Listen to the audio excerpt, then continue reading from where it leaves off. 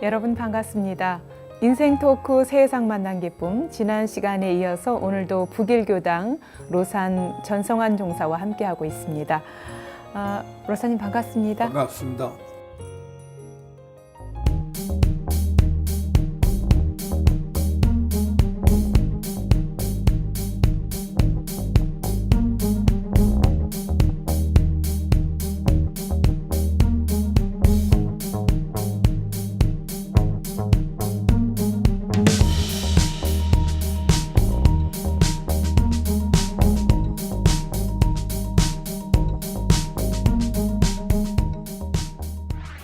지난 시간에 대종사님 모시고 공부했던 얘기, 그리고 대종사님 열반했던 그 당시 상황을 생생하게 전해 주셨습니다. 로사님 삶에서 대종사님은 가장 큰 스승이라고 볼 수 있겠는데요. 스승님 가르침 받들면서 늘 대종사님 곁에서 모시면서 닮아가고 싶은 점, 꼭 함께하고 싶은 점, 이런 점들은 어떤 부분이었나요? 대종사님께는 대종사님 자신에 관한 일은 없으세요.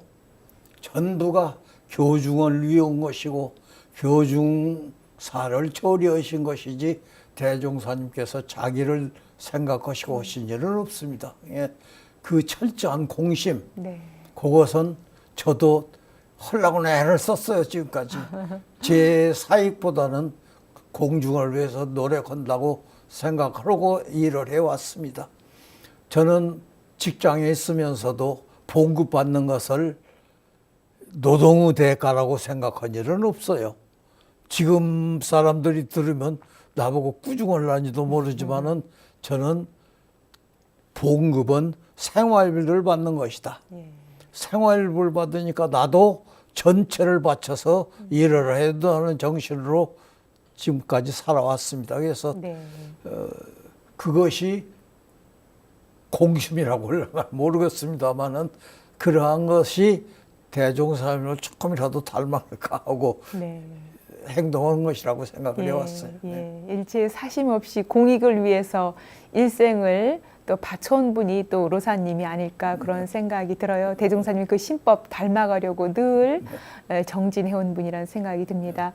이렇게 어린 시절부터 총부에서 자라고 대종사님의 또 큰 사랑 속에서 자라고 공익을 위해서 일하면서 지금 생각해 보면 그래도 로사님의 마음 속에 큰 신심이 이렇게 싹 트기 시작했던 데는 어느 때라고 볼 수 있을까요? 그것이 그 속에서 늘 사는 사람은 그것이 당연한 것이에요.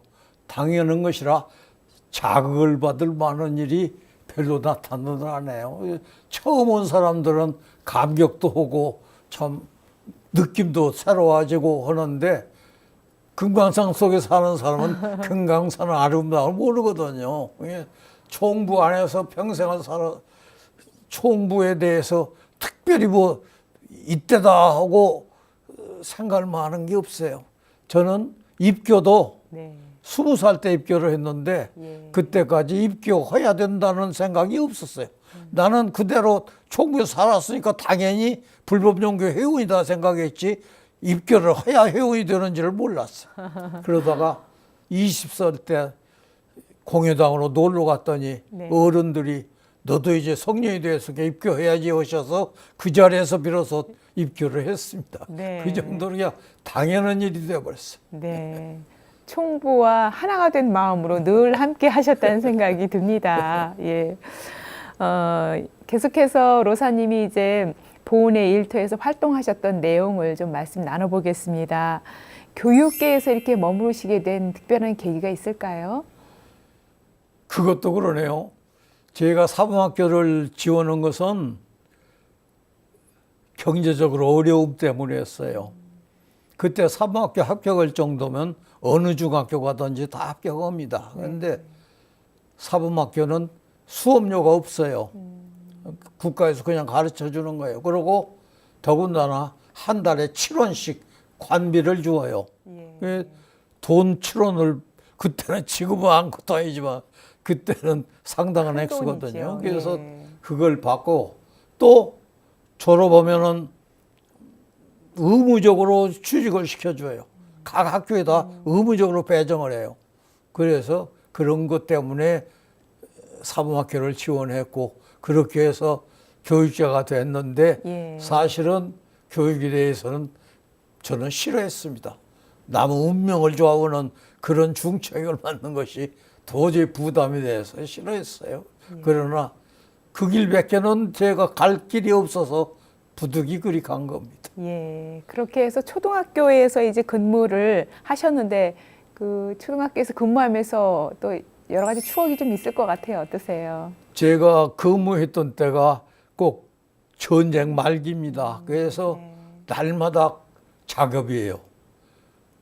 그러다 저 미안했던가 학습과 작업의 일체화라고 하는 걸 해가지고 작업하면서 학습한다는 묘한 법을 만들어냈어요. 예. 그렇게 해서 하다가 제가 이제 해방되던 해에 6학년을 맡았는데 해방이 되니까 이제 다들 대학 간다고 떠나버렸는데 저는 6학년을 맡아가지고 있기 때문에 그냥 그만 애들이 큰일이에요. 그래서 그대로 남아가지고 이제 9월 24일 날 개학이 됐어요. 개교가 됐어요. 네. 근데 개교죠 그때는. 네.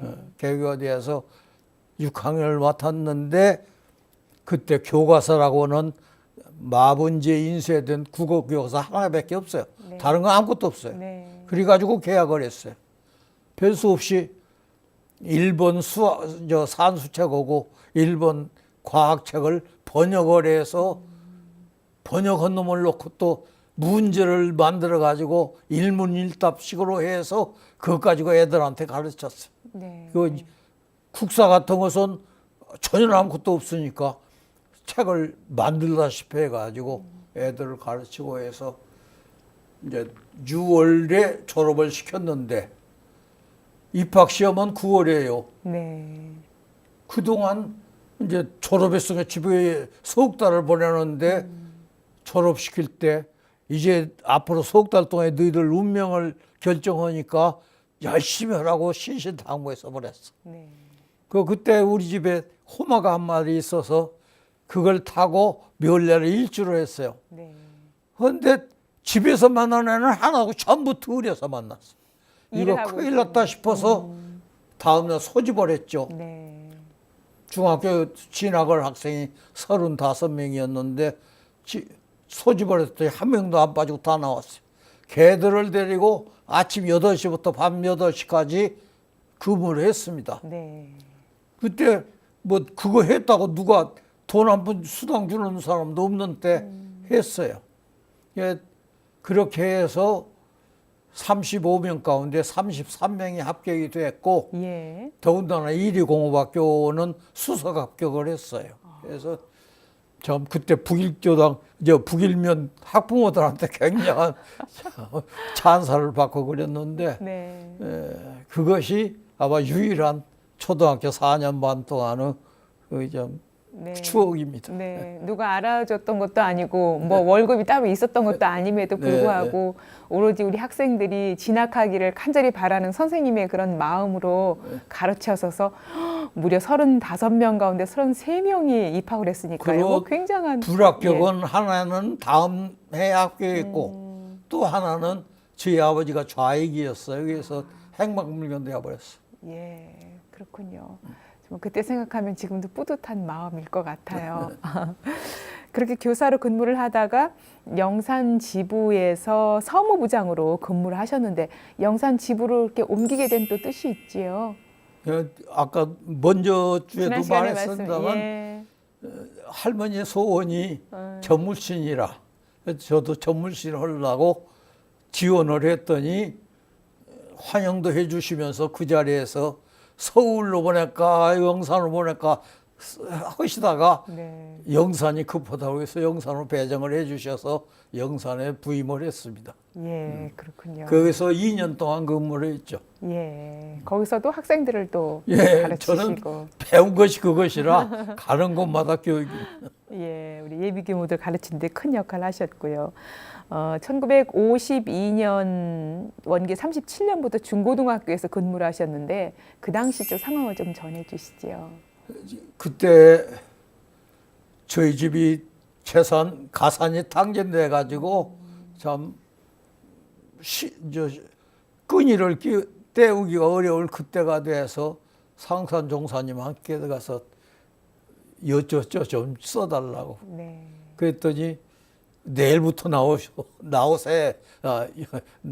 그래서 다음 날부터 나가가지고 중학교를 맡았는데 원불교 교립 중학교죠. 예. 그때 아직 3학년 졸업생이 나오기 전이었어요. 그래서 거기서 이제 근무하다가 고등학교 인가를 받아가지고 중고등학교가 됐는데 네. 거기에서 또 3회 졸업생을 담임을 했어요. 거기에서도 애들 집도 가난해서 공부방도 따로 없는 애들이고 네. 집에 가자 공부 제대로 할 수도 없는 애들이라 학교로 불러가지고 교실에서 합숙소도 없고 교실에서 잠재우면서 저도 거기서 같이 자면서 공부를 시켰습니다.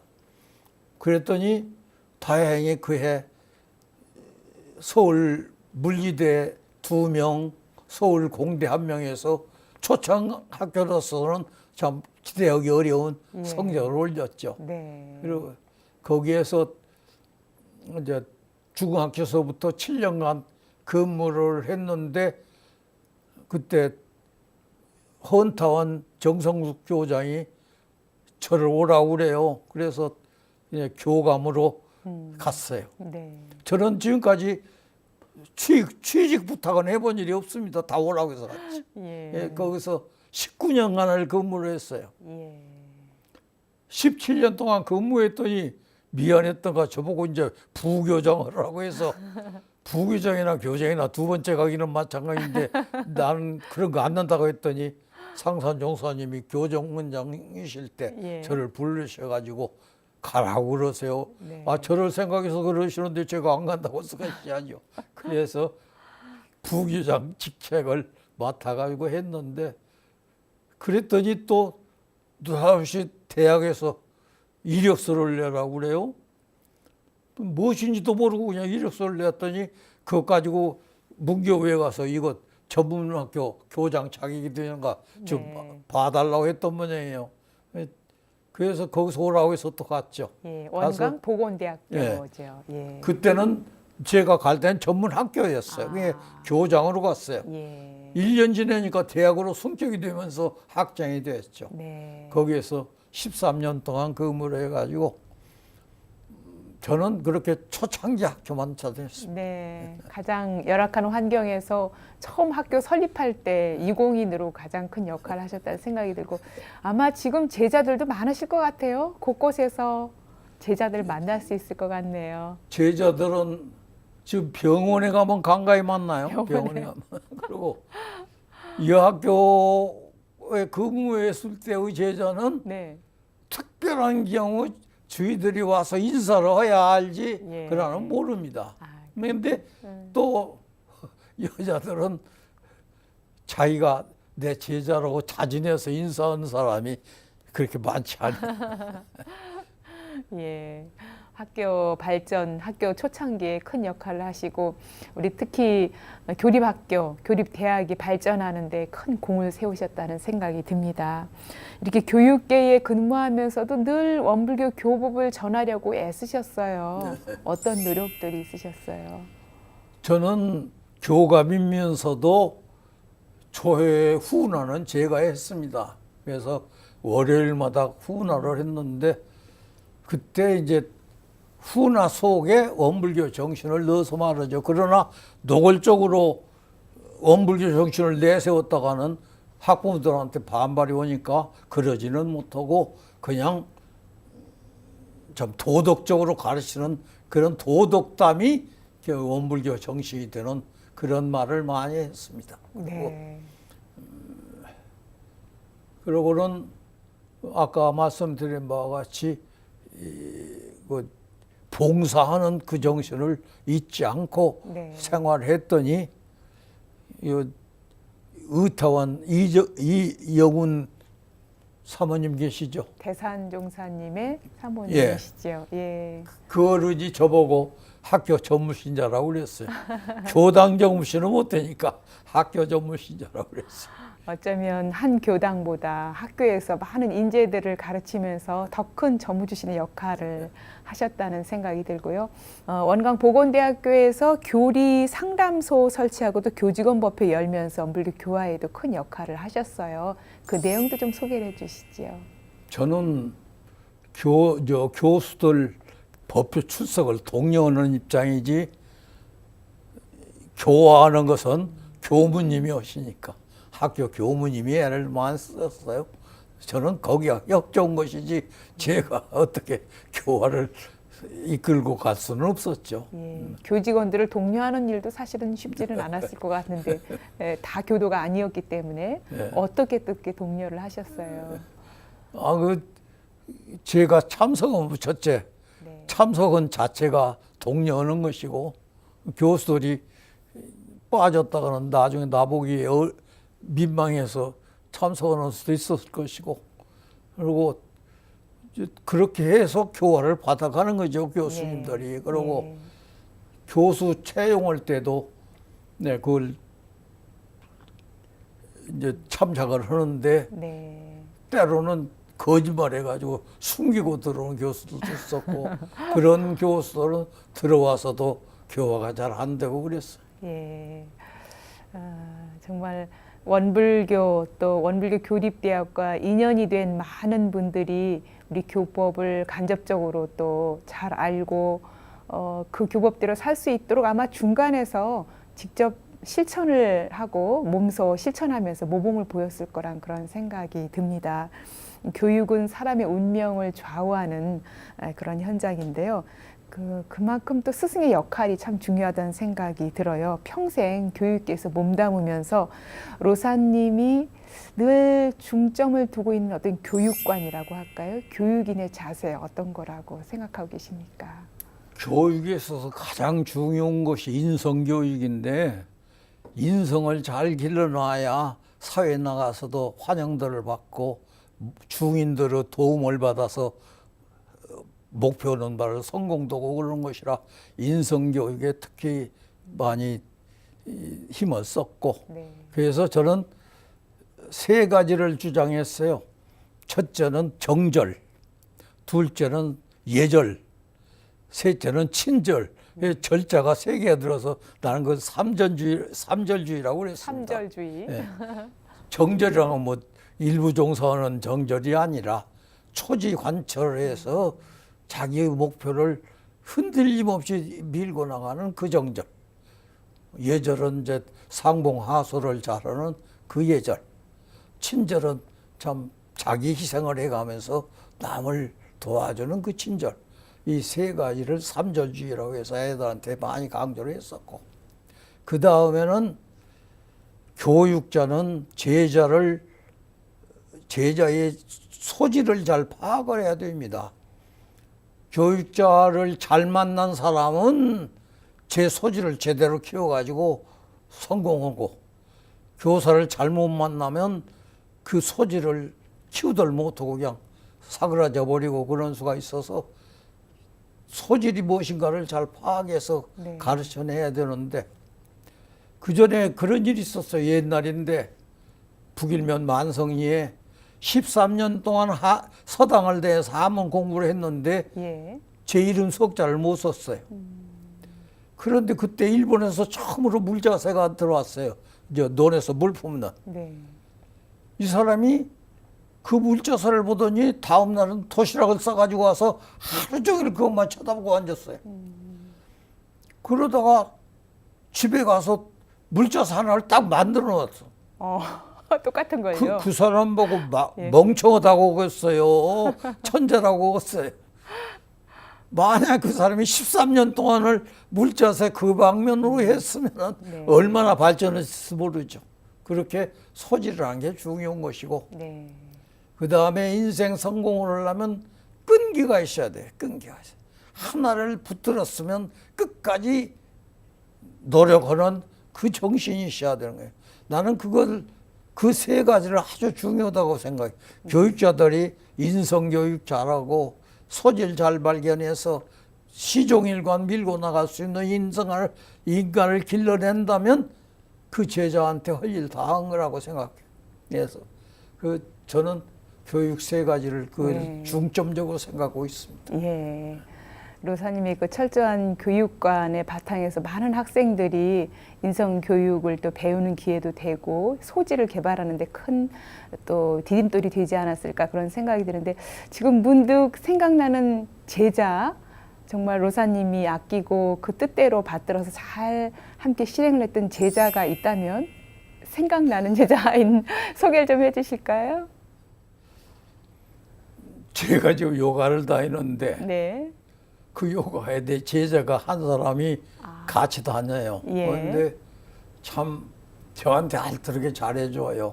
그 사람도 결국 교육계에 있다가 정년퇴직한 사람인데 예. 잘해주고 또 하나는 중앙대학교 부총장을 지낸 사람이 제 제자였었는데 저한테 참 잘해줬어요. 네. 간간히 일에 내려와서도 하고 마지막으로 이제 내려왔을 때 제가 그랬죠. 네.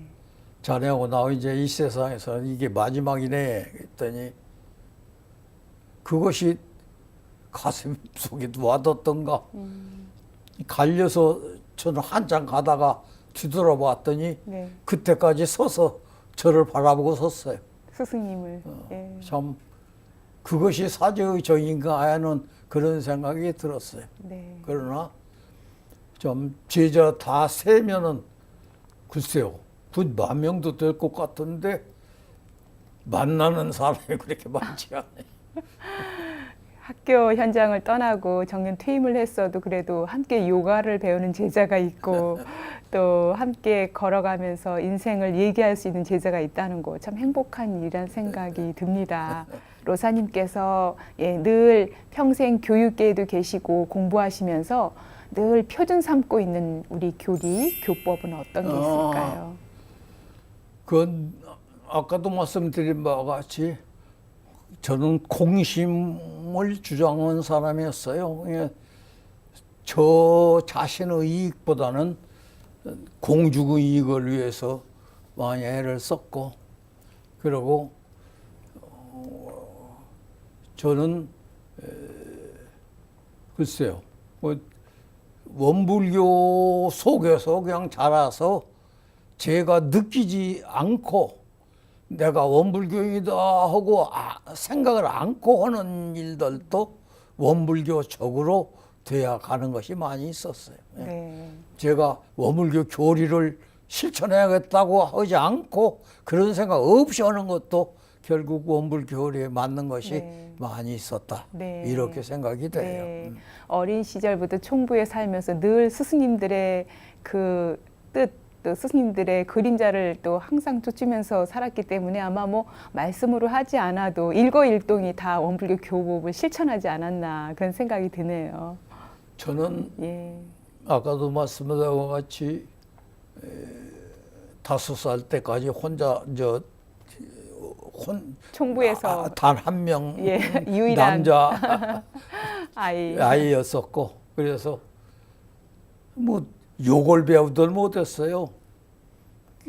총부 군에 사는 어른들이 욕하는 분이 한 분도 안 계셨고, 이웃 동네 애들이 놀러 오는 것도 아니고 욕을 전혀 못 배우다가 보통학교 들어가서 처음으로 욕을 들었어요.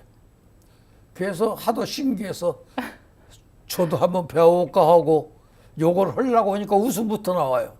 그래서 결국 못 배우고 말았는데, 그런 식으로 네.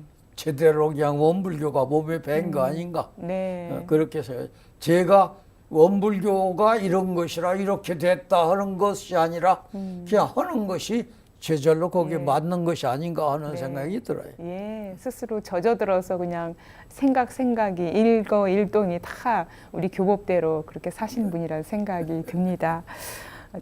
로사님은 이렇게 5살 때 또 어린 시절부터 총부 생활을 하셨고 우리 교단 창립 때부터 대대로 이런 가정에서 함께 사셨기 때문에 대종사님 비롯해서 정산 종사님 또 대산 종사님 역대 스승님들의 큰 뜻을 받들고 인연이 참 남다를 거란 생각이 드는데요. 대종사님 이외에도 정산 종사님이나 대산 종사님 또 기억나는 그런 것들 추억들 전해주시죠. 저는 예. 교사를 지내다가 이제 원불교 기관에 들어갔는데 그렇기 때문에 어른 대접을 받았어요. 그래서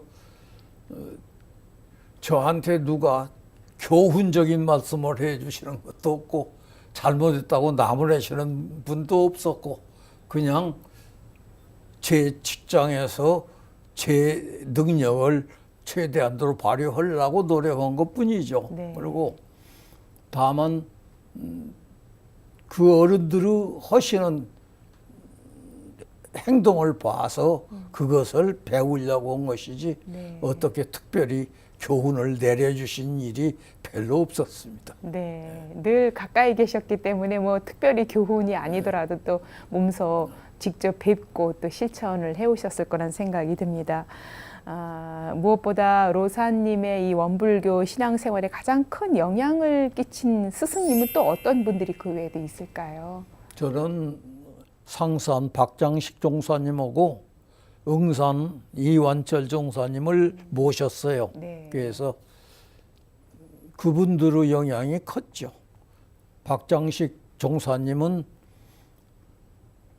뭐 잘못을 보시고도 함부로 나무라시질 않아요. 그냥 스스로 깨닫게만 만드세요. 네. 그러한 것이 다 배울 만한 것이다. 절대로 지금까지 상산 종사님이 놓으신 것을 보인 일이 없어요. 어떠한 일이 있어도 그런 일이 없었고 제가 한 번은 큰 실수를 한 일이 있어요. 어떤 실수를 하셨어요? 앰프를 내가 전기 지식이 부족하면서 앰프를 다루다가 앰프 하나를 고장이 망가뜨렸어요.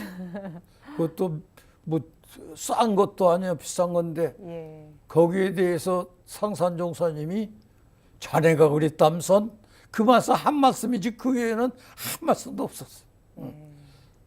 그리고 응산 종사님은 가르치시기를 좋아하셨어요. 예, 저 혼자 독선생님으로 응산 선생님한테 맹자를 배웠는데 네. 그렇게 가르치기를 좋아하셨고 또 남한테 수고를 끼치는 걸 굉장히 싫어하셨어요. 예.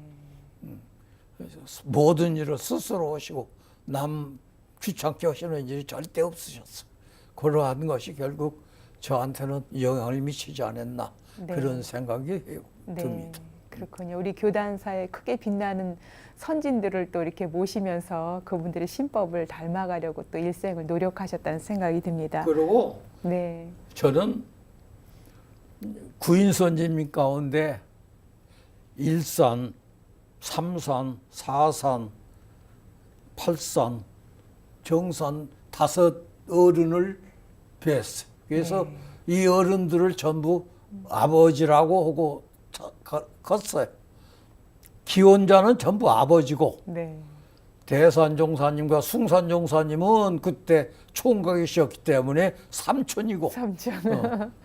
그래서 그 어른들 밑에서 그때 다 가정 버리시고 총부 오셔서 계시는 분들이라 네, 가정에는 다 사랑하는 아들, 딸들이 계셨는데 그 가까이 하나도 없으니까 저 혼자 로사님이 총부 안에 있는 애기니까 굉장히 귀여움을 사랑을 받고 독차지하셨겠네요.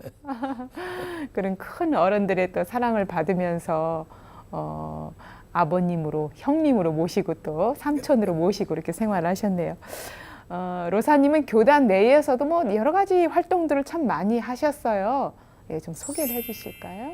뭐 활동을 잘했나 못했나 모르지만 제일 처음에 이 직장 외에 총부 일을 한 것이 교정원 법제위원을 했고 예, 그 다음에 반백년 기념사업회 선전부장도 했고 또 금강단이라는 청년단이 있어요. 금강청년단. 예. 그때 거기에서도 선전부장을 했고, 또 원불교 신문에서는 논설위원도 했고,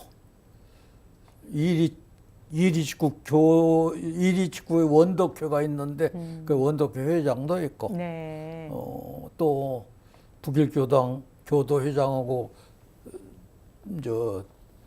고문도 했고, 예. 그다음에 중앙교회 교위원도 했고, 원로회의 위원도 했고, 되게 그런 활동을 했습니다. 네.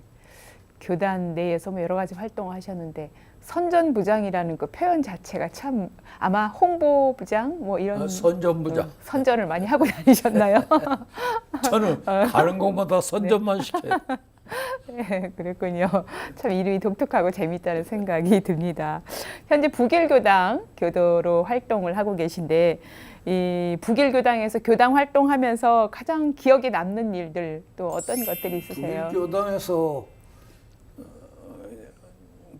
북일교당 신축 불사가 있었는데 예. 그것이 제일 기억에 남지만 네. 그건 저 혼자 하는 게 아니고 전체 교도님들이 같이 협력해서 하는 네. 것이니까. 십시일반 또 모아온 네. 정성, 정제가 또 모여서 네. 큰 불사를 이뤄냈죠. 네.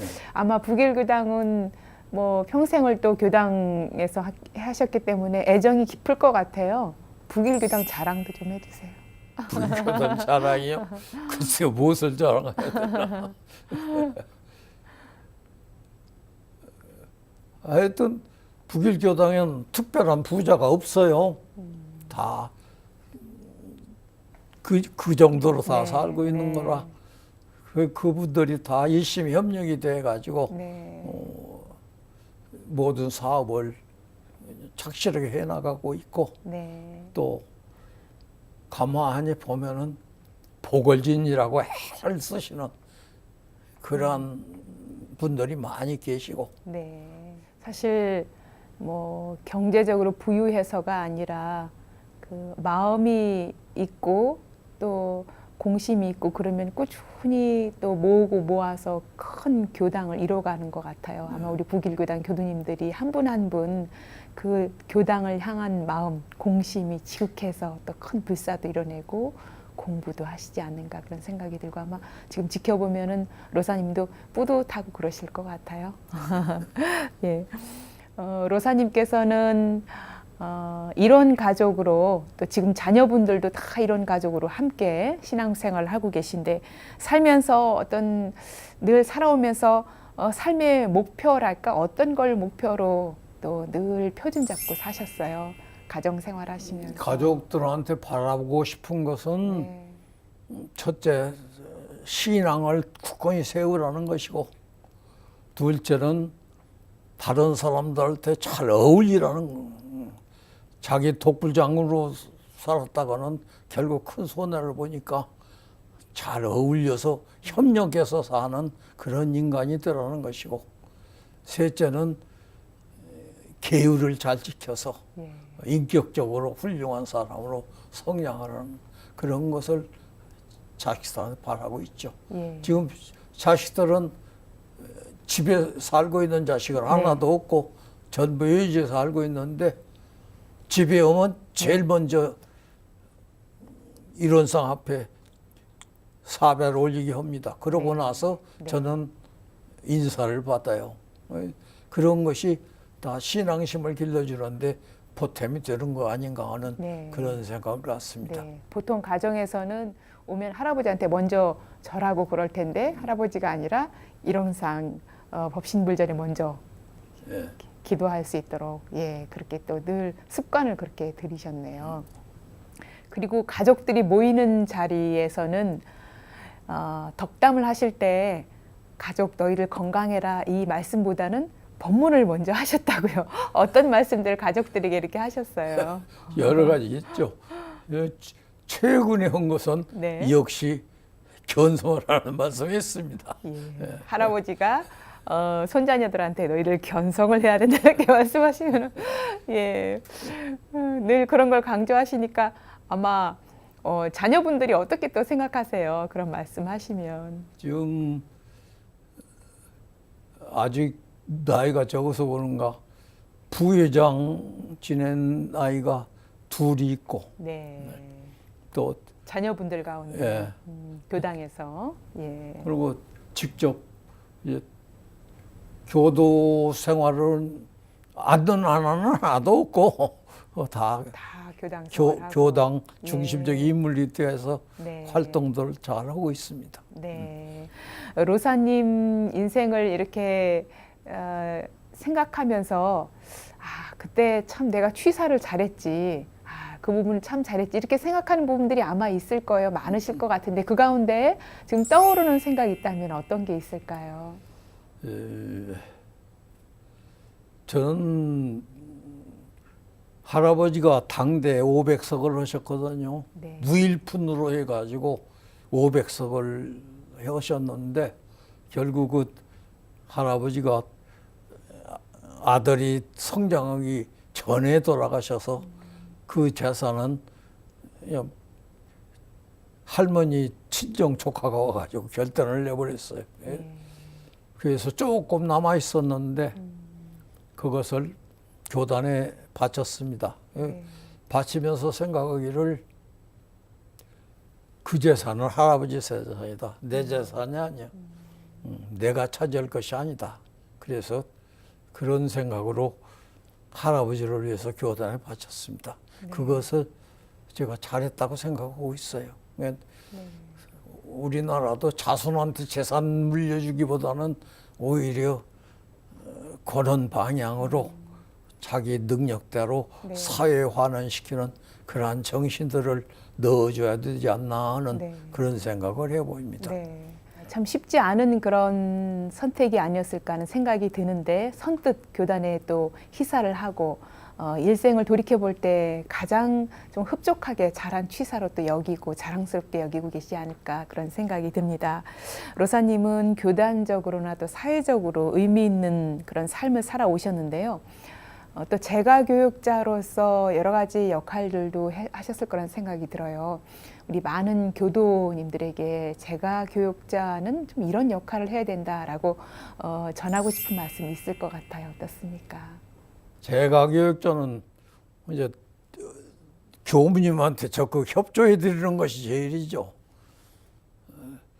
제가 교육자가 교무님하고 맞서려고 해서는 그건 절대 안 되는 일. 교무님은 교당의 중심이 돼야 돼. 저 그러한 일이 있었어요. 수수군 아래 네. 모임에 나와달라고 해서 갔더니 제일 먼저 꽃다발을 저한테 갖다 줘요.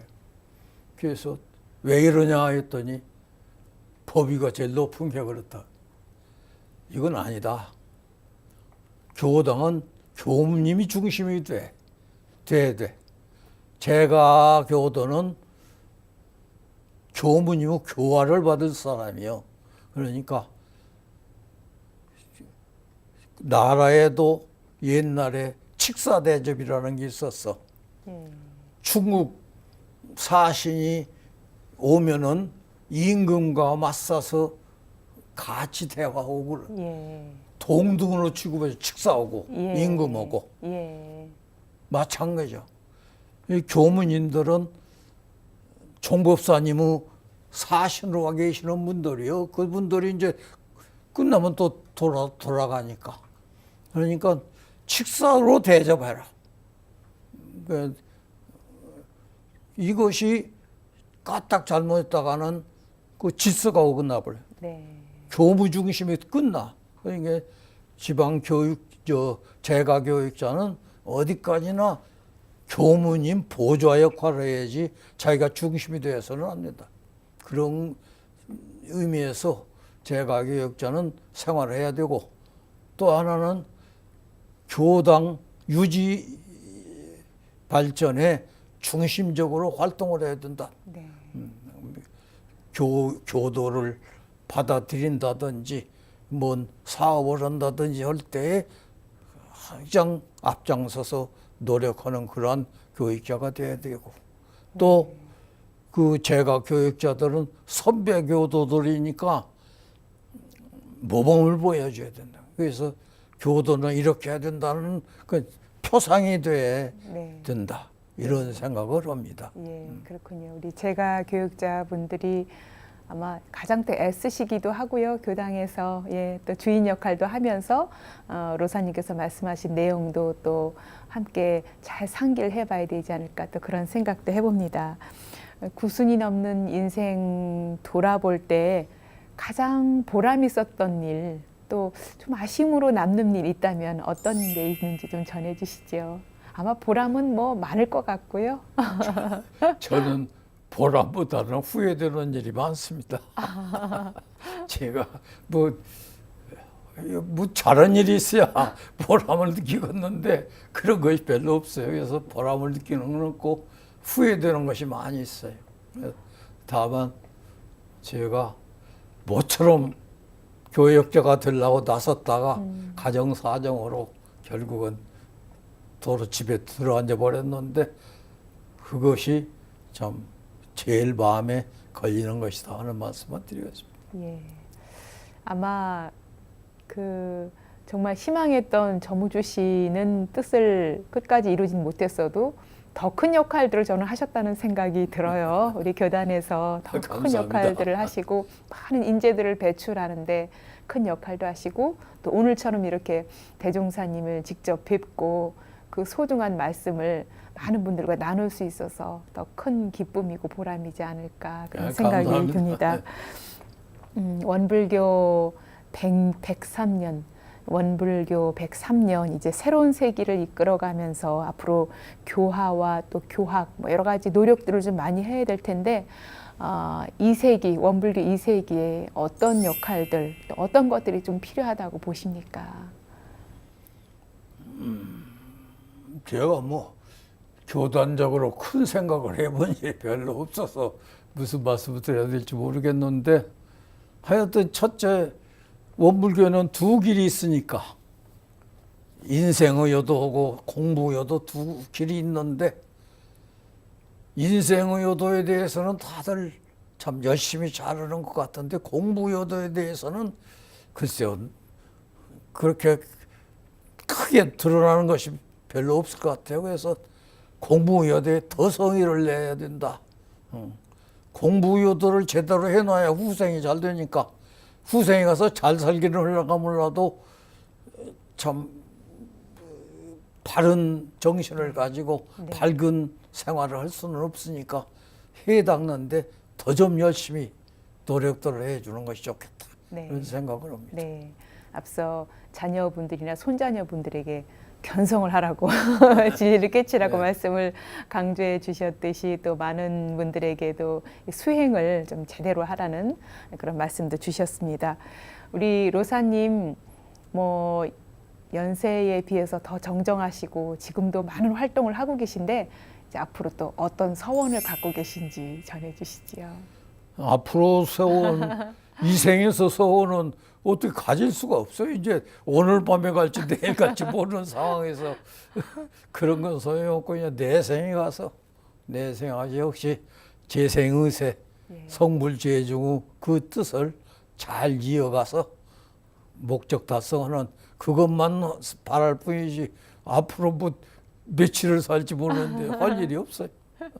예, 아마 이 방송을 시청하고 계신 많은 교도님들도 대종사님을 직접 배운 분을 보는 그 눈만 바라봐도 얼마나 기쁠까 하는 생각이 드는데 아마 대종사님을 직접 뵙고 공부했던 분이라 더 남다르게 생각하지 않을까 싶어요. 우리 시청자분들께 마지막으로 한 말씀 전해주시지요.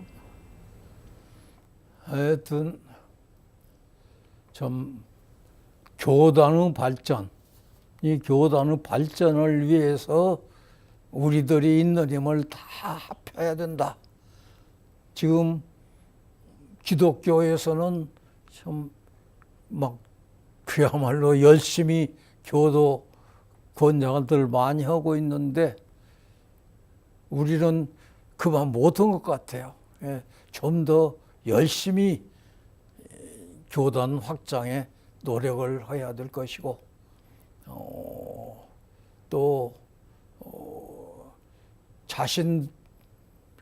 자신 부재를 위해서 열심히 마음을 다잡고 힘을 써야 되리라고 생각합니다. 그리고 교부님들한테 한 말씀 해야겠는데요. 교부님들한테는 좀 목소리를 키우시라. 네. 법회 때 설교 오실 때 적은 소리로 하면 잠자요. 예. 좀 좋은 말씀을 열을 내서 큰 소리 좀 키우시라 하는 부탁 말씀 드리고 싶습니다. 아, 예. 목소리를 키우겠습니다. 예, 오늘 말씀 감사드립니다. 내 삶을 남김없이 바치고도 후회하지 않을 수 있다면 그 사람의 인생은 성공한 인생이라는 생각이 듭니다.